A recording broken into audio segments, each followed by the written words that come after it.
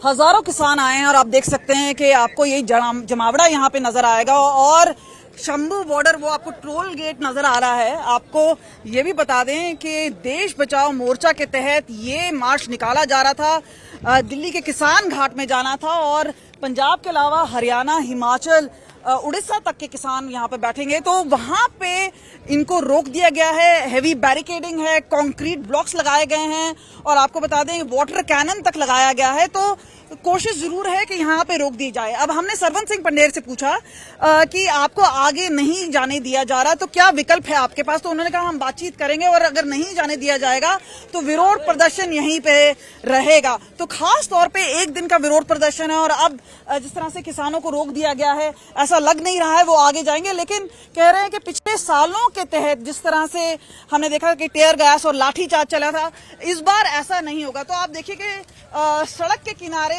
यहाँ पे किसान बैठे हुए हैं और आपको दूर से अगर हम दिखाएं तो आपको नजर आएगा वहां पे बैरिकेडिंग हो चुकी है और आप ये देखिए यहाँ से रास्ता बंद है और दोनों तरफ का रास्ता शंभू बॉर्डर में बंद कर दिया गया है और अपने आप में एक बड़ी चुनौती है। आप देख सकते हैं कि खास तौर पे स्टूडेंट प्रोटेस्ट चल रहा है दिल्ली में और अब किसान भी बात कर रहे हैं वहां पे जाने की, लेकिन इनका कहना है कि इनका जो यूएस इंडिया ट्रेड एग्रीमेंट है उसके खिलाफ ये मोर्चा है और स्टूडेंट्स के साथ इनका कोई लेना देना नहीं है। उन्होंने ये कहा है कि हमने पहले से ही तय करके रखा था और सरकार को हमारी सुनवाई करनी चाहिए।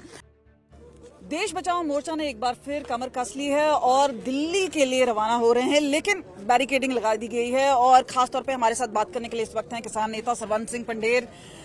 सर, दिल्ली में एक दिन का मोर्चा है लेकिन उससे पहले हेवी बैरिकेडिंग है, कंक्रीट ब्लॉक्स लगा दिए गए हैं। अब आपके पास क्या विकल्प है और किन मांगों को लेकर आप दिल्ली जा रहे हैं? नहीं, देखिए, मांग तो हमारी एक ही थी कि फ्री ट्रेड एग्रीमेंट जो है देश हित में नहीं किया जाना चाहिए।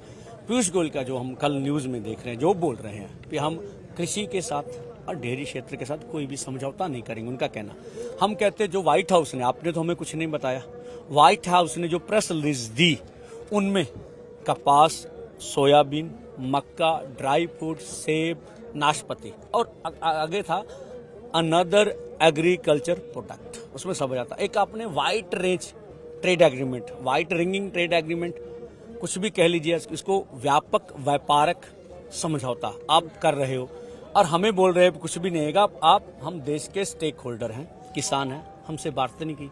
इतना आपका मसौदा बढ़िया, आप देश की पार्लियामेंट में रखिए तो सही, विपक्ष और सत्ता पक्ष मिलकर इस पर डिबेट करें, हमसे वार्ता करिए, मीडिया बुला लिया। आपके पास तो बड़े बड़े एक्सपर्ट हैं, हम तो आपके जैसे एक्सपर्ट नहीं है। उनकी जो अमेरिका की स्टेट ऑफ सेक्रेटरी है वो किसानों के बीच जा रही है, शैंपिंग बोतलें खोल रही है, वो कर रही हो हल्ला भी भारत की मंडी हमें मिल गई। वो क्यों चिल्ला रहे हैं भाई? आप बोल रहे हैं हमारे हित में।